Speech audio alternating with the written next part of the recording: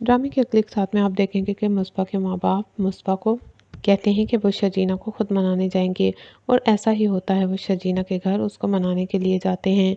शर्जीना उनको देखकर हैरान रह जाती है, लेकिन फिर जब मुस्बा की माँ शर्जीना से पहले माफ़ी मांगती है तो शर्जीना उन्हें कहती है कि ऐसी कोई बात नहीं, आप मेरे बुज़ुर्ग हैं, मेरे बड़े हैं, इसमें माफ़ी की कोई बात नहीं, आप माफ़ी किस लिए मांग रही हैं।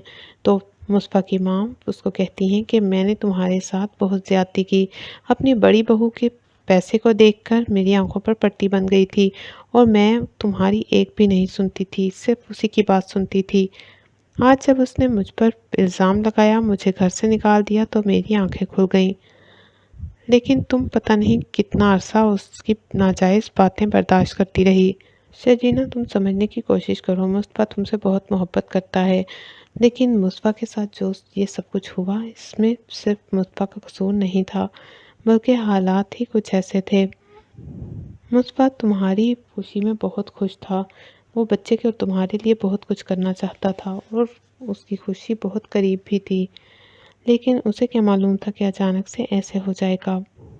वो जो ये सोच रहा था कि बुरे दिन अब ख़त्म हो चुके हैं, अच्छे दिन आने वाले हैं, उसे क्या मालूम था कि घर पर उसकी जान से प्यारी बीवी के साथ ये हादसा हो गया है और वो उसको लेकर हॉस्पिटल भी नहीं पहुंच सका, जिसकी वजह से उसका बच्चा इस दुनिया से चला गया। शर्जीना, मुझे माफ़ कर दो, तुम्हारा मुजरिम हूँ। मुस्तफ़ा बार बार दिल में यही सोचता है, लेकिन उसकी हिम्मत नहीं पड़ती कि वो शर्जीना से मिलने चला जाए। शर्जीना के पास उसके पेरेंट्स गए तो होते हैं, लेकिन शर्जीना उनकी बात नहीं मानती।